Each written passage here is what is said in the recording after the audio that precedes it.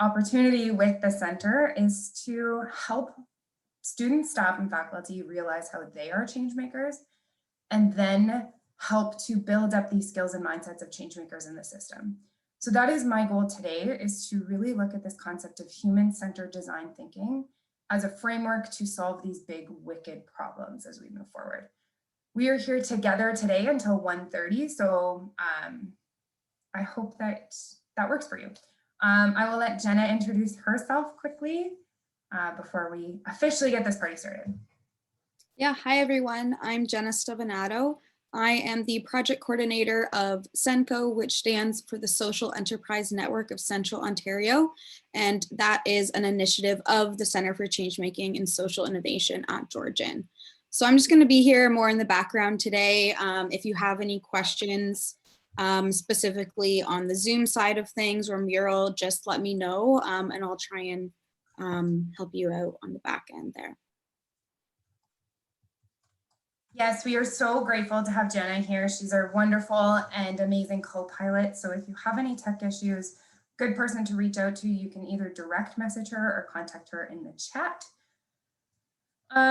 So something I am really working on as we continue to grow and develop, as I continue to grow and develop as a human, is my own personal connection to the land that I get to live, work, and play on. So before we continue, I would like to take a second to acknowledge the beauty in this land that I have the pleasure to be a part of and be in and on. So I personally live on the lands of the Haudenosaunee people. And I'm so grateful to be a settler on these lands and to learn and grow from the people that came before me and honor all the knowledge and wisdom that the land can offer me. That being said, I recognize in this virtual space, we are from many different lands, and I think that's what is so beautiful about coming together in the virtual reality. So if a land acknowledgement is in your practice, I really invite you to take a couple seconds and write it in the chat. Acknowledging our land is a really great way to reconcile with our past, present, and future and move forward in a really beautiful way. So it's really important practice for me. I invite you to join me if that works with you. And if it doesn't, that's okay too. So a few little housekeeping things. If you've been with a session with me before, you've probably heard me say this spiel. I think I am pretty darn wonderful. I think I have a lot of goodness to offer all of you about this topic today. But I also know for a fact that nobody wants to listen to me talk solely for an hour and a half. So the more engaging you are, the better this session will be targeted to what you're looking from it. If you put your cameras on, I love to see your beautiful faces. It gives me the feedback of recognizing that what I'm saying is sinking in or not or anything. If you don't have the bandwidth for that, that's of course no problem at all. But I do love seeing your beautiful faces. Ah, thank you. This is the best. If you are not able to have your camera on, something I super appreciate is the reactions button in Zoom. So on the bottom, you will see there's a smiley face with a plus. If you hit that, there's a ton of great reactions. Yeah, I love the celebration ones. We've got the heart one too. Just a really good way to say sort of you're following along, or you have questions, or you agree or disagree, or love or hate something that's being said. So I can get that feedback to make sure that we are on the right track. Before we go going, is there anybody, or like, what's everyone's favorite reaction? This one's mine. Nice. Yeah, the celebration one is up there for me too. So good. Fantastic. Today we have closed captioning on. I always like to offer that. So if you can see that at the bottom of your screen, it should be on for everybody. If you are having troubles with that, don't be shy. And we can make sure to get that working at its best availability, or I don't know what that word would be, but anyway, so as we get started, the question that I always like to start with for this session is, what do you think change making is? Today we have people saying change making is thinking differently to make a difference in the world. Oh gosh, I love that. Making a difference within your community, nationality, or globe. Changing aspects of the future studies in a different and resourceful way to innovate things. Wow, you guys are amazing. This is a total group of change makers. Change makers means bringing something new, to bring something new. I love that. The sort of official definition of change making for those people who like official things is someone who desires change in the world and gathers the knowledge and resources to make that change happen. What I like to offer in about change making, simply put, from my lens, it's about leaving the world a little bit better when you go to bed than when you woke up in the morning. So that could be changing one person's day for the better and starting a ripple effect with that could have massive change. That could be working towards a really amazing and socially impactful project. That could be showing up with empathy, kindness, collaboration every day.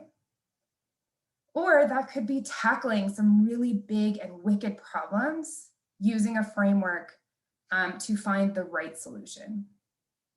So today, that's more what we're going to be talking about. The brand of change making today that we're going to talk through is called the human-centered design thinking process. So simply put, I'm going to summon all of you guys to, because summon. So simply put, the human-centered design thinking process, or HCDT, which I believe is what this session is named, is putting the people who are experiencing the problem at the center of the solution. So it requires us to think about a problem with empathy. It requires us to check in with ourselves and say, is the problem what I think it is, or is it something different? It requires us to come together, collaborate, brainstorm, ideate. Requires us to be willing to fail. Louder. Yes, I think. It requires us to be willing to fail and try again and go through that process and have the courage to put it out in the world and test it and hope that it see all the good parts and be willing to redo and update all the parts that need updating. So when we think about human-centered design, it's really this concept of taking ourselves out of it.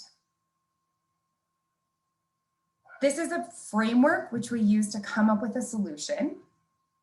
And what I like to offer, which sounds really rudimentary, but I remember being groundbreaking for me, is that first we have to identify a problem.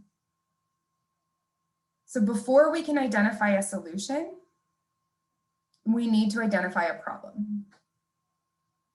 So a really famous story out there that I use all the time as an example is the food bank. A couple years ago, the food bank was looking for ways to engage more community members to use its services. And they said, you know, the reason why nobody uses the food bank is because they can't afford the transportation to come get the food. We are out of town. It's a long way. Nobody wants to pay a cab. We're off the bus route. So what they did is they offered free transportation. I think taxi tickets or bus tickets or something, I can't remember, and said, anybody who wants to use the services, here's free transportation to get to us. And the services never went up. So finally, someone said, why isn't anyone using? And they went out and they started asking people, and they found out that it was actually a stigma problem. People didn't want to be known as the type of people to use the food bank rather than a transportation issue. This is a really big shift in mindset. This is a very different problem. How do we tackle stigma versus how do we tackle transportation? It's still under the same lens of this problem of people not using these services. So human-centered design thinking is a way to empathize with the people who are actually experiencing the problems, listen, learn, be willing to take our own biases out so we can define a problem based on the needs of those people rather than based on what we think the needs are. That is human-centered design thinking in 5 minutes or less. What resonates? Does that make sense? Are there questions? I'd like to do a little tap in here to check in.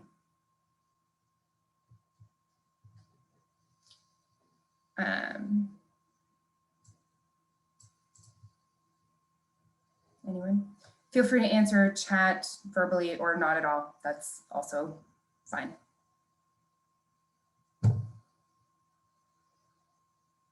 Okay.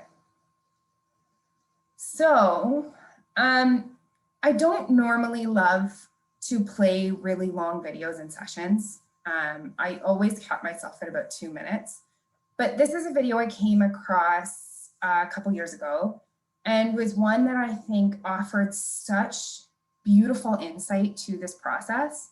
It's about 10 minutes long. I know it's a bit longer than we'd like, but it's so wonderful that I feel still compelled to share it with you. So my invitation for you, I'm going to screen share in a moment. We're going to watch the video together. Couple of things I like to front load. When you are watching a video, I always like to say, just let it sort of wash over you. Put your phone down, put your pen down. If you want to take notes, that's fine too, but like just sort of sit and let it wash over you and be open to feeling what your gut reactions to or what your gut reactions to it are. And the second thing I like to front load is I'm hoping to host a conversation after this video about those gut reactions, about those insights, about those learnings, whatever it might be. So we can share and sort of learn from each other. We can do that obviously sort of verbally in mute or I just said in mute, in Zoom. We can do that on the chat, and I think there's a space in the mural to do that. So there'll be lots of ways to engage, but that's the question I'm going to ask you at the end. Cool. All right. Oh, Jenna, do you mind? I need to be co-host, I think, to share the screen.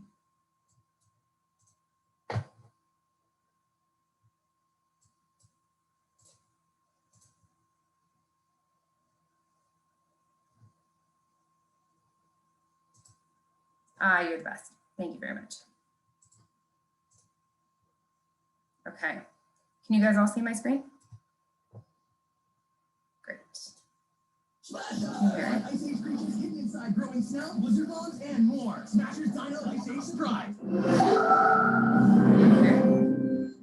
I've got a great idea. It's going to change the world. It's fantastic. It's going to blow your mind. It's my beautiful baby. Here's the thing. Everybody loves a beautiful baby. I mean, I was a beautiful baby. Here's me and my dad a couple days after I was born. So in the world of product design, the beautiful baby is like the concept car. It's the knockout. You know, you see it, you go, oh my God, I'd buy that in a second. So why is it that this year's new cars look pretty much exactly like last year's new cars? What went wrong between the design studio and the factory? See, today I don't want to talk about beautiful babies. I want to talk about the awkward adolescence of design. Those sort of dorky teenage years where you're trying to figure out how the world works. I'm going to start with an example from some work that we did on newborn health. So here's the problem. 4 million babies around the world, mostly in developing countries, die every year before their first birthday, even before their first month of life. It turns out half of those kids, or about 1.8 million newborns around the world, would make it if you could just keep them warm for the first 3 days, maybe the first week. So this is a newborn intensive care unit in Kathmandu, Nepal. All of these kids in blankets belong in incubators, something like this. So this is a donated Japanese atom incubator that we found in a NICU in Kathmandu.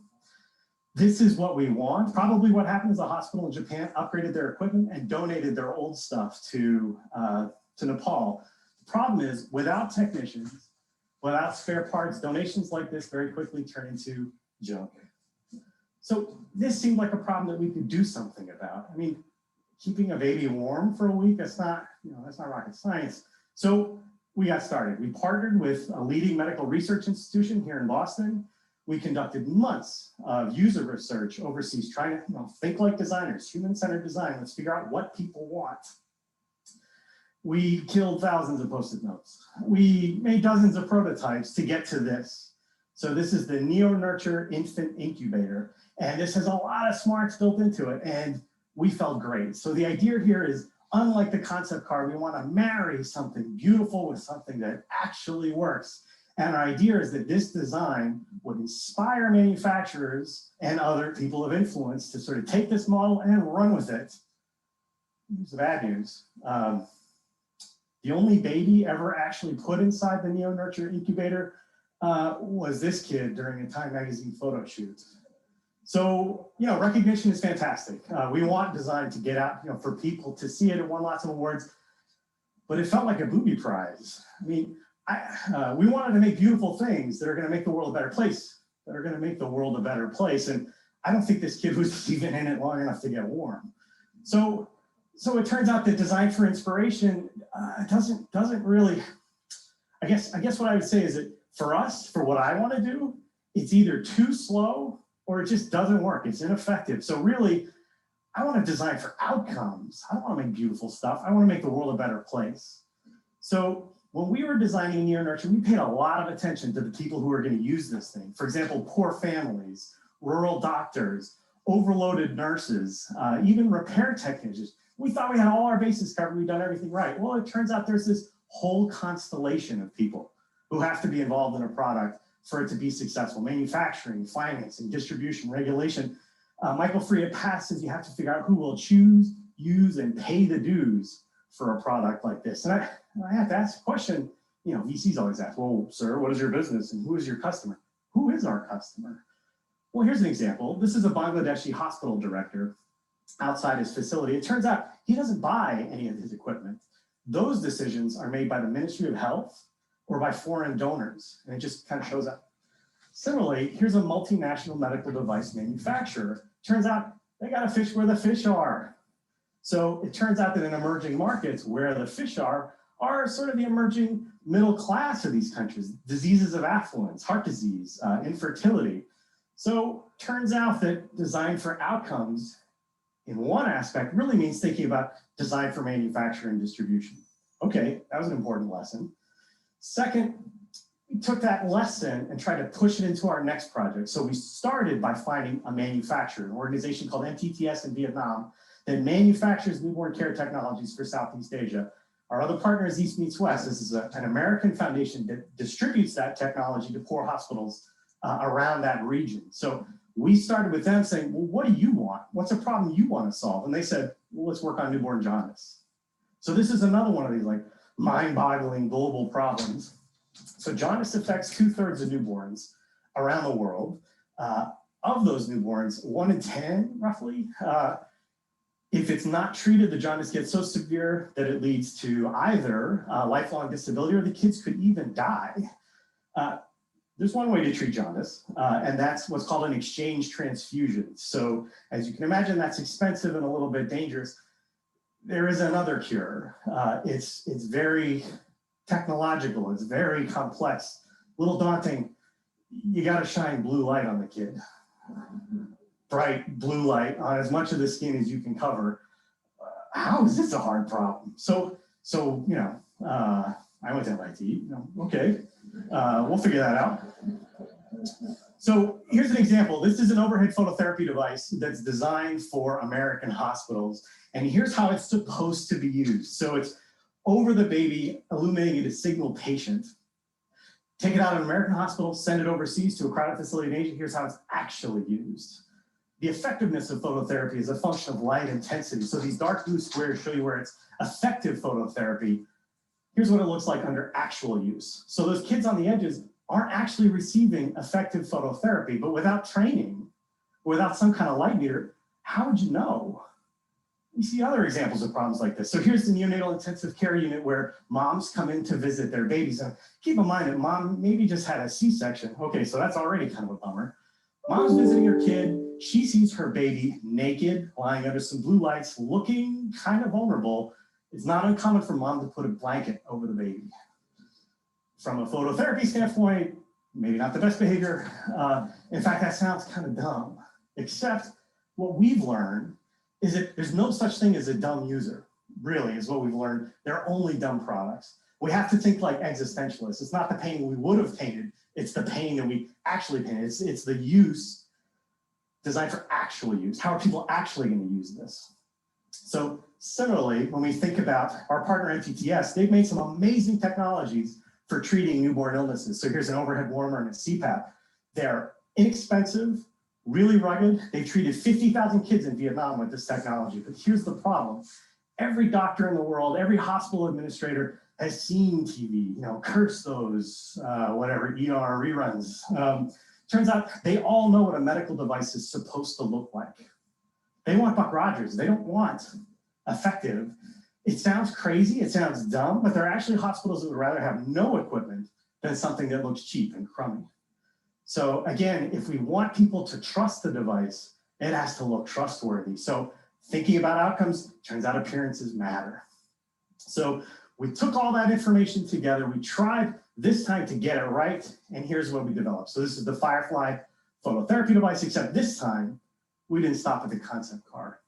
So from the very beginning, we started by talking to manufacturers. Like, our goal is to make a state-of-the-art product that our partner NTTS can actually manufacture. So our goal is to study how they work, the resources they have access to, so that they can make this product. So that's the design for manufacture question. When we think about actual use, you'll notice that Firefly has a single bassinet. It only fits a single baby. And the idea here is that it's obvious how you ought to use this device. If you try to put more than one kid in, you're kind of stacking them on top of each other.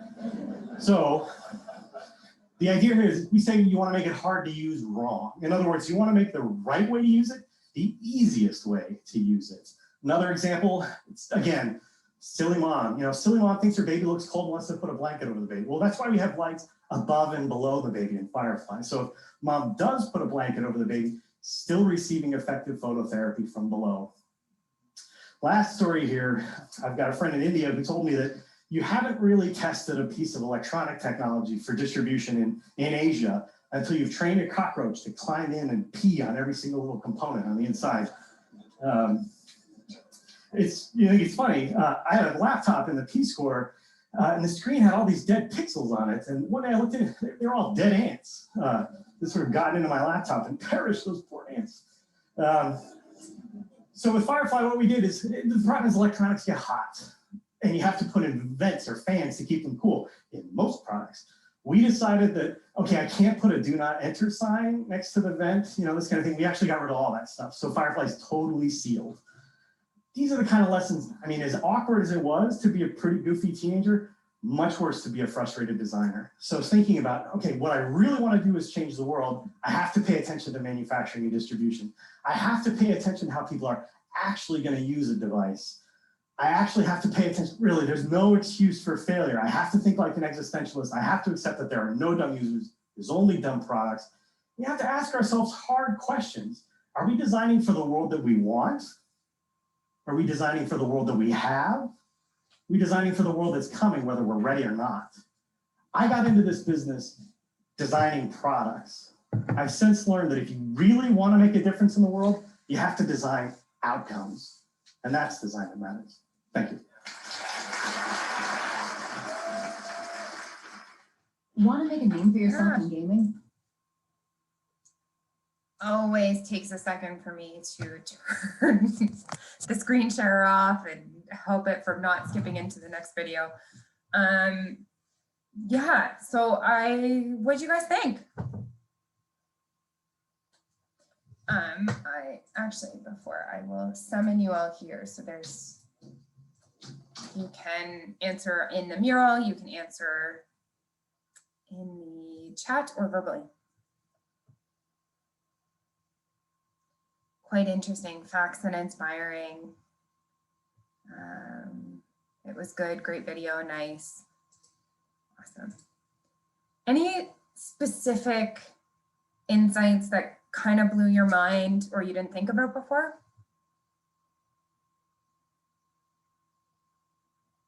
Yeah, I love that.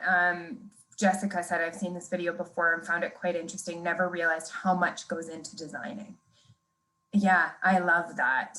And I think a groundbreaking moment for me the first time I watched this video was to recognize that every single thing you have contact with in your life, whether it's your mug, your mop, a program you're a part of, this Zoom call has been designed in some way or another. So that was a really big groundbreaking moment for me. Remind me of previous trips to DR missions that take materials they really want. Yeah, and that will work for them. So much more work than I ever would have thought. Yeah, definitely the part about no dumb users and no dumb users, absolutely, only dumb products is quite right, because products should be easily and not complicated. I love that. That was another piece to me too, is someone said in a session earlier this week about a phone. They said, I have a Samsung phone and it had curves in it or something. And they were talking about how Samsung built this phone to be dropped, instead of saying, hey, this is a phone, don't drop it. It's expensive and be careful with it and don't break it. Hey, we know you're gonna drop it, so let's build it in a way that can be robust enough to be dropped. It was a really cool example of that.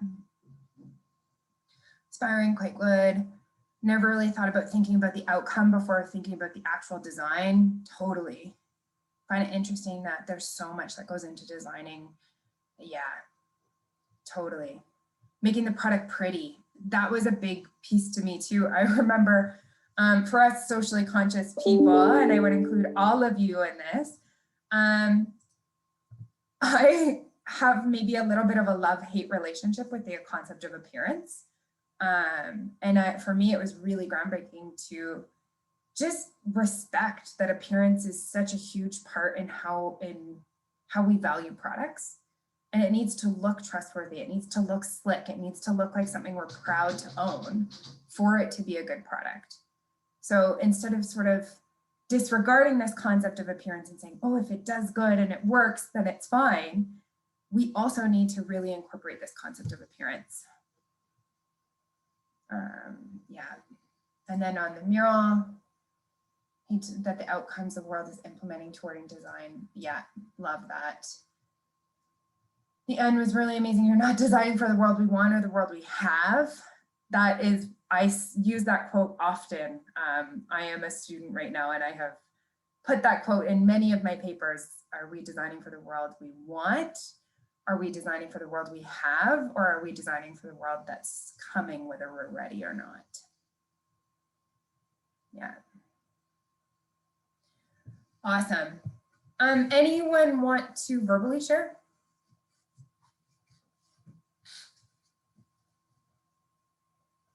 I see a few head nods, no. So I'll take that. I'll take that as the hint. I like the way he presented that the product needs to be considered to choose, use, and pay the dues. Yeah, absolutely. Who's gonna choose it, who's gonna use it, and who's gonna pay for it? Really important questions we need to ask when designing a product. And this video, this concept of design really connects easily to this concept of a product. Are we designing a product? But being able to recognize that we could also be designing a solution. We could also be designing an idea, a program. It doesn't have to be tangible, like you don't have to physically hold it for it to be designed. Amazing. So what we're gonna move on to next, I'm gonna summon you all to me, I guess, here on this mural. So if you go, I'll see we're looking at breakout room 1. I invite you to not answer the post-it notes yet. You will have a chance to do this, but I want you to do it in your breakout rooms. We want to keep this one clear, yes. Jenna, do you mind popping the mural link in there? Awesome. Yeah, thank you. I appreciate the ask. It's always great when people reach out. What we're going to do is we're going to split up into breakout rooms in a moment. And I want you in your breakout room to have this conversation about sort of this concept of human-centered design thinking. So I want you to use Timothy Prestero as his name, his example of his case study from first deciding to make that incubator to then coming up with this beautiful firefly that had a lot of empathy built into it. What was the journey he took, and at what stage did he combat different steps of the human-centered design thinking framework? So for example, at what time did he empathize? And maybe an opportunity that he was able to empathize is he went to the NICU and watched moms interact with their babies who were getting this phototherapy and was watching them put blankets on their kids. He didn't actually have to talk or engage with them, but he was watching this happen. And instead of saying, silly mom, get that blanket off the kid, he said, this is going to happen. I need to make sure that I am building something that works with this. A time he was able to define. Maybe when he switched completely from creating that incubator that no one was able to build into creating something for newborn jaundice. He really took the time to define the problem from newborn health to newborn jaundice. So I invite you, I don't want to give you one for each, and I don't want to give you too many because I promise for those two examples, there's lots more in the video. But I want you to talk about the video and talk about this human-centered design thinking framework and try and layer each other together to see when they overlap.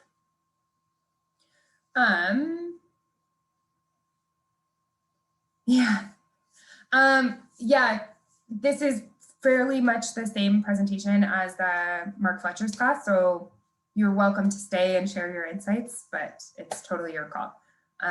Thank you, Carla. I appreciate that. Any questions about the ask or the insights that we're asking you to debunk? Okay. In a moment, we're going to send you into breakout rooms. Just a quick little plug about breakout rooms. Two things. When you go into a breakout room, you must hit accept. It won't just magically take you there. You have to hit the accept button. And when you hit accept, before you hit accept, notice that you are joining breakout room 5. So if you're joining breakout room 5, again, on that outline in the right-hand side of your mural, you'll see a button that says room 5. If you click that button, it will actually take you right to your own section of the mural that's just for you and your teammates on room 5 that will give you a space that you can fill up and talk about and connect and create on. You'll be going into breakout rooms for about 12 to 15 minutes. Let's set them for, I don't know, 13 minutes, maybe. I'm making this up. And I want you to have that conversation. You'll be sent back when you come back. We hopefully will host a dialogue and just share some of the cool insights that we talked about in service of each other's learning. Questions, comments, concerns, jokes, queries, feedback? Great. Fantastic. Jenna, send them away.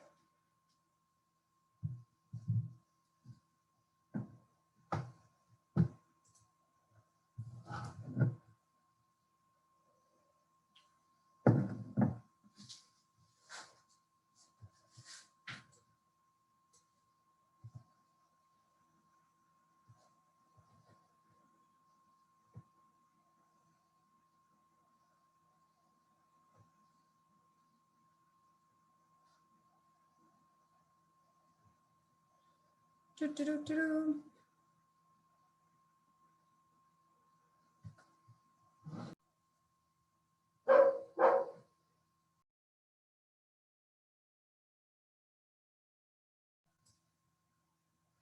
Oh, it sounds like there were some tech issues. I'm sorry to hear that. And I apologize, my dog is barking in the background. She has something to say about human-centered design thinking as well.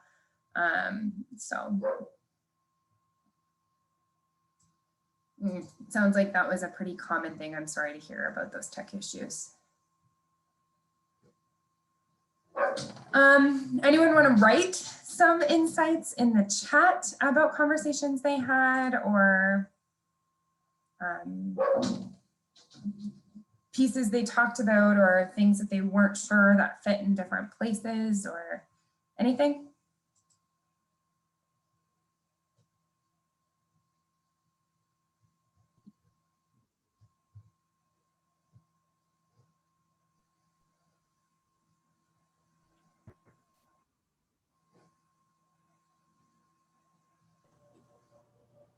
Hi, Laura. Hi.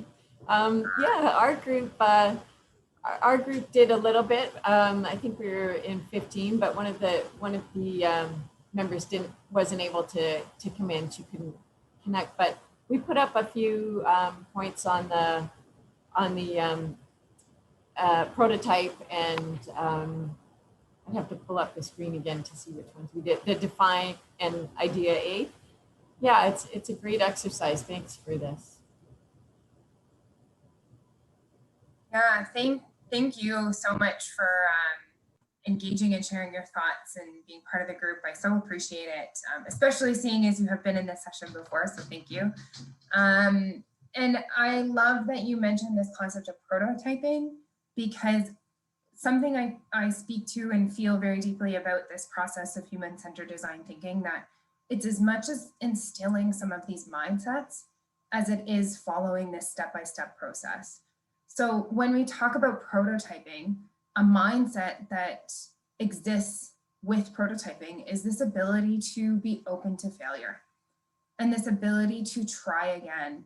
I was bike riding with my nephew last night, and he literally fell off his bike.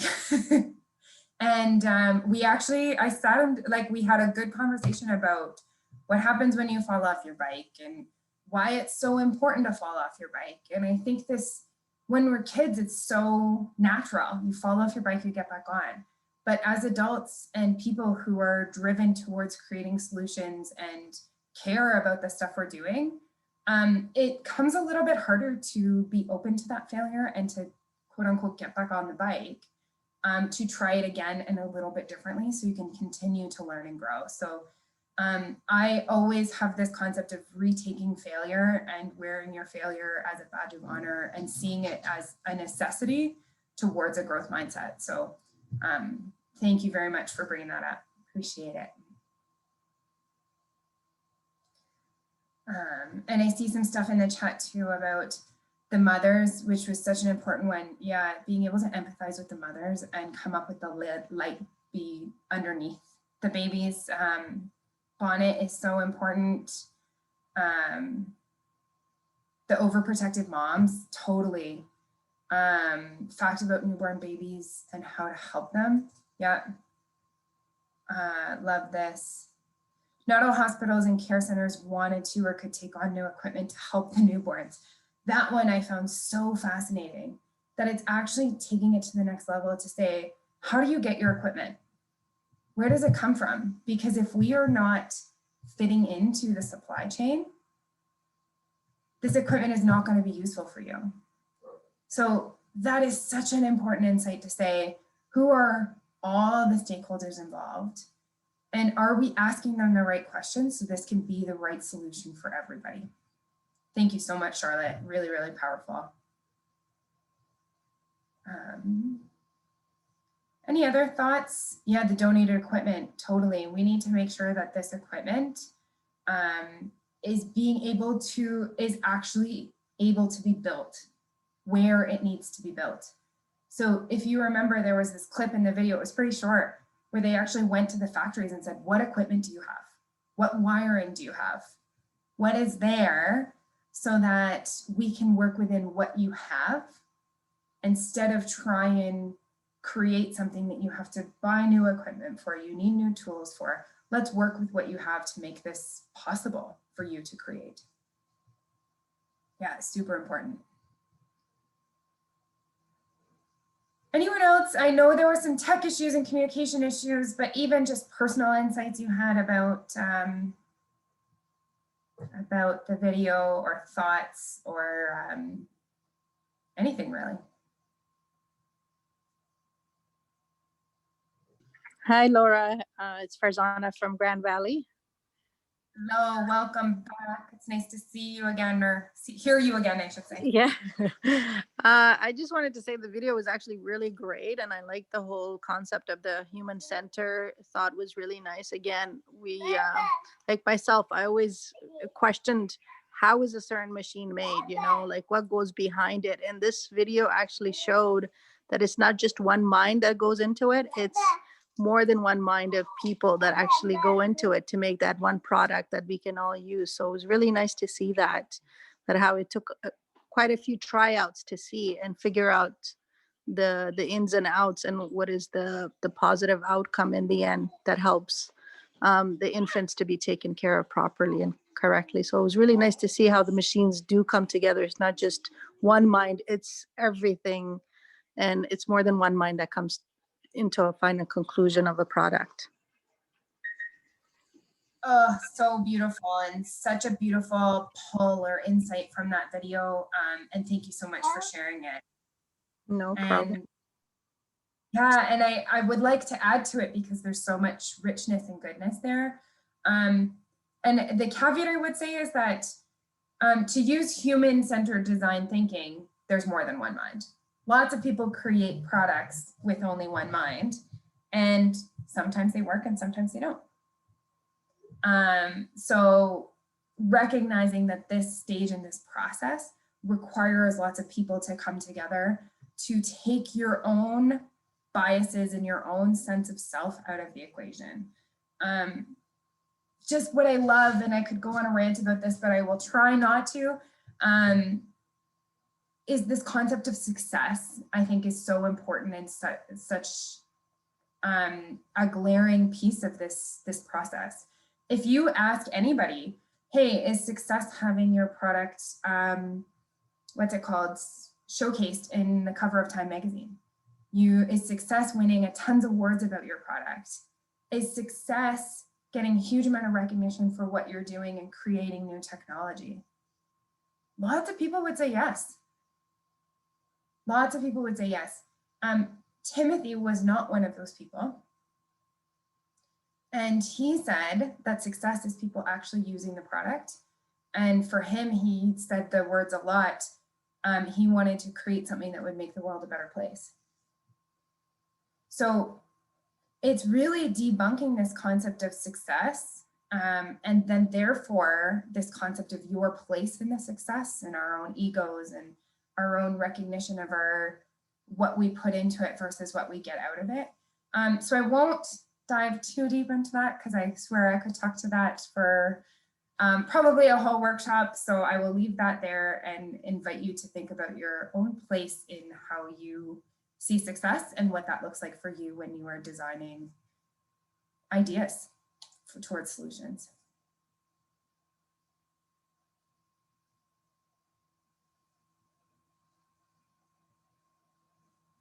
Anyone else have any offerings?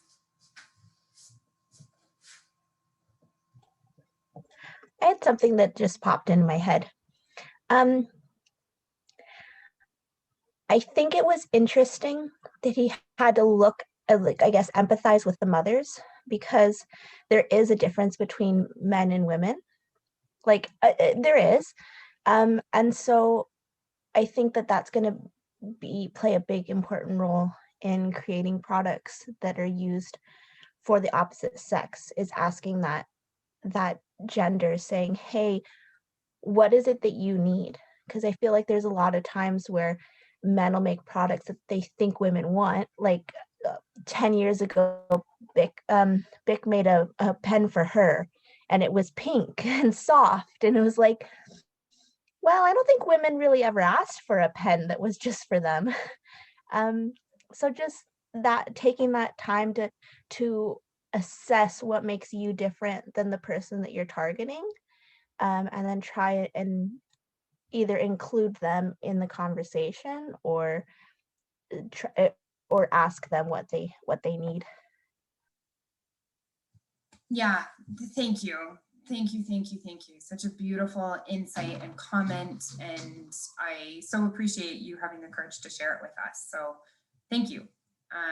And what I would offer is 100% this happens with gender and sex all the time, where men are creating jokes, products, whatever. There's a great, Tina Fey does a great clip around SNL about how like she created a joke about women's sanitary products and the men wouldn't approve it.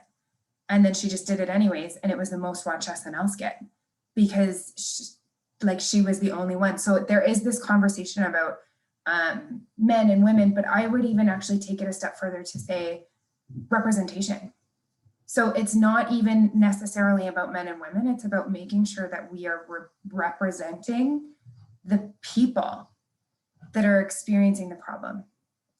So if that's women, that's amazing. If that's a different group, then that's a different group. But who are the actual people that are experiencing that problem? And what are their thoughts, feelings, insights, opportunities, connections to the solution so that we can make a solution that's actually sustainable? Such an important piece. And I would even offer that is what human-centered design thinking is founded upon. So thank you.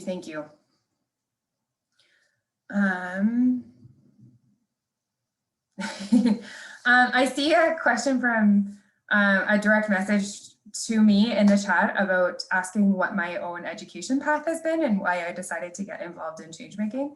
Happy to answer that question.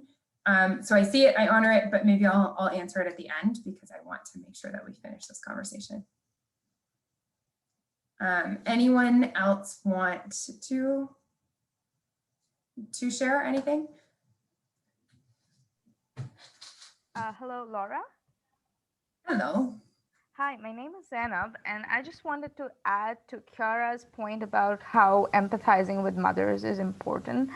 And I really like how the speaker in the video empathizes and puts himself in the position of the mother to design a product that is for the child. Okay, like, I mean, there are a lot of mothers that are not aware of how equipments in hospitals work. And a lot of the time, medical professionals don't have the time to explain it to them. A lot of incoming patients are there. So he puts himself in the position of the mother. He thinks, okay, no one explained to me. I don't know how this thing works, but my child is cold, so I'm going to cover it up. So he takes the first step of empathizing, and I think that is a very, very important step in making a product that is a change maker in the community, thinking about people and making a difference in society. So beautiful. Thank you so much for that insight. And you, yeah, very, very beautifully said, beautifully spoken. Yes. And I would offer that part of, I don't want to step too much, but if you're interested in more about this, there's an entire workshop around what is empathy and how does it show up in this process. So what I would offer is that there's 4 skills when trying to learn, teach, practice, and grow with empathy. The first one is the ability to recognize someone else's truth. So I'm not saying that it's my truth, but I will recognize that your truth is your truth, and I'm not going to try and change it. The second one is the ability to stay out of judgment. So I'm not going to judge you for what you're doing. I'm going to recognize that you are you and you are walking your own path. That's super hard, by the way. It's we are very much ingrained and programmed to learn how to judge, and not only judge ourselves and judge others and compare each other. So easier said than done for sure. And then the other 2 are the ability to recognize and communicate emotion. Also very hard. So I love what you said about him not judging these women and just recognizing that their truth is that they see a baby looking vulnerable and want to put a blanket on them. So he's actually practicing those empathy skills by making these simple choices. Amazing. If there's anyone else who wants to speak, we absolutely have time for it. If not, we can move on to the next step.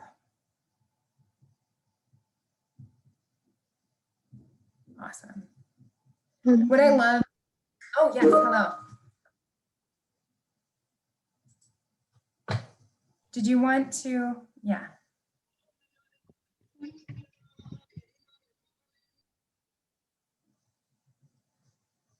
Okay. Yeah, empathy and self-care is an amazing workshop, and it's facilitated by yours truly. So you know it's great, but it's a slightly different take on empathy. It's about how do we embed these skills and practices into our life to maintain that balance of empathy and self-care. The workshop I was talking about, how do you use empathy in creating solutions for problems? So both really amazing workshops that I highly recommend, both facilitated by yours truly, but slightly different ends of empathy and slightly different takes on them. So as promised, I wanted to go back to the question about me. I have a kind of a funny background. My background is in education. I have a recreation management and community development degree from Acadia University. I went to school in recreation because I fell in love with the outdoors. I was a camp kid. I found I was most at peace and most at joy when I was outside, and I thought, okay, I need to continue my path. So I went and got a rec degree, ended up working at an outdoor education facility. I ended up working basically as a frontline staff, outside teaching kids, fell in love with this concept of education in a different way. So much of education happens in these traditional models that haven't been challenged or changed in so long. So for me, being able to teach education in a really tactile and visual and active way was totally eye-opening. So I went to teachers college, taught for a little while, taught a grade 6 class who I love, ended up getting back into outdoor education and directed a camp for a long time. And truthfully, what brought me to change making was this concept was actually our director, was Susie Addison-Tour, went for coffee with me one day and explained change making to me and what it looked like and how it showed up. And I immediately fell in love with this concept of change making around education. And how does our education system, how do we embed change making into our education system? And how do we show up for our students in a way that honors what they need and honors what we need to teach them? And that, I don't know, 3.5 years later, I am this sparkling creature sitting in front of you, really trying to embody this concept of honoring a new way of education and honoring people and what they need and these 21st century skills and mindsets, so we can graduate with a sense of self and a sense of identity and a sense of passion for what we want to change and how we want to show up. So, oh yeah, I guess I'm taking my master's at the moment because I'm an education nerd who decided never to stop. So I'm currently taking a master's in leadership, looking at how can we embed empathy as a foundational skill into post-secondary curriculum, and what does that look like from a leadership perspective? So what are the ways that we can model empathy to share and cultivate this skill as a cultural element of our learning opportunities? So I like empathy a lot and could talk about it for a long time. I like leadership a lot. So I hope that answers your question. And again, always, I like to offer any of my students that I am here in service of you. So I would happily offer any stories, opportunities that I went through, experiences that might help and support you in your journey. So never be shy. All right. Last but not least, if you have done a workshop with me in the past, you are very familiar with this. If you have not, I would invite you into a tradition that is near and dear to my heart. I believe in this concept of intentionality. So at the end of all of my workshops, and I see lots of familiar faces here, so you guys know the drill, feel free to go for it. I like to end off with this conversation about how are we going to show up with this conversation and learning we just had.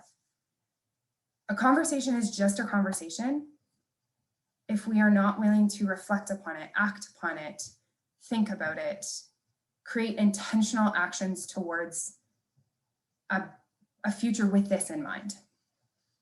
So I use the concept of intentionality as a bridge from learning to action. My invitation for you is you will see there are 5 different cards here, all focused on this sense of creativity, which we have learned over the last hour and 20 minutes is an essential component to creating solutions that matter for the people who are experiencing the problems. So I will create, I will take action, I will embrace change, I will express joy, I will inspire. I hope that you will take a second, grab a Post-it note, write your name on it. Super important to write your name on it because there's research that states if you name something, you claim it. You become way more likely to do it. You become way more likely to embed it into your routine. Know that this mural will go nowhere besides here. So yes, so it should remain confidential.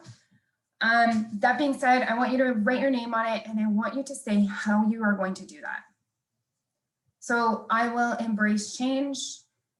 Maybe it's today I will take something and upcycle it.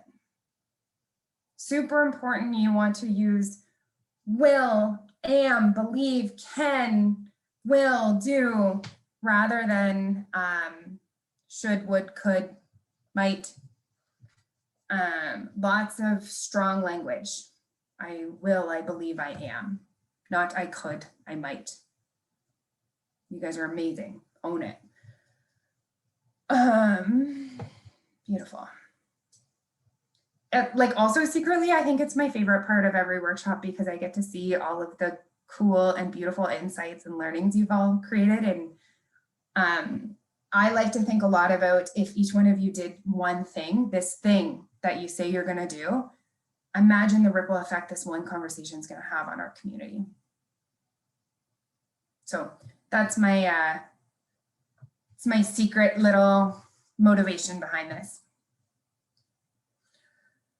As you guys are writing down your intentions, I always like to say, like, take a picture, put it in your phone, write it actually on a piece of paper for you to keep. Own it, do it, whatever that means for you. I write one on a Post-it note every day, which I know is terrible for the environment, and I consider myself an environmentalist, but my phone just doesn't do it for me. So I have a bed of Post-it notes sitting beside my bed, and that's part of my morning routine. Is I wake up and I write an intention for that day. And I actually stick it on my mirror in my bathroom. So every time I go to the bathroom and look in the mirror, I'm reminded of this intention. So however that shows up for you, amazing. Last but not least, super important for me to close off these sessions with just the most amount of gratitude for all of you. I fundamentally believe that these sessions are what you make them. So by having the courage to share your thoughts, feelings, intentions on the mural, in the chat, in person, is just so beautiful. And it is my deep hope that there will be a seed of something that is left with you today, whether that's from the video or me, or hopefully your connection with each other and what each other shared. So let that seed grow, because that's where the magic comes. And so grateful for all of you to be in this space and show up here today in service of yourself, because that's what learning and growth is about, is a choice to continue to care for and love yourself. So thank you. As always, Jen and I will kick back for feel free to head out. If you want to say anything, ask any questions, whatever, I'm happy to kick back for the next 10 or so minutes to answer anything. Otherwise, I hope you guys have an amazing day, week, month, year, whatever it looks like. As you continue to explore other sessions in this week, I invite you to actually take some time and read them and embody them and figure out what you're passionate about and choose ones that you connect with. Hot tip, today at 3 o'clock, you can check out Jenna Stefanato. And that's, with the Ashoka Insights, which is going to be an amazing workshop, and I'm so sad I'm gonna miss it. So anyways, hope you all have a wonderful day and thank you for being here. Hello. Hello. Hi, I actually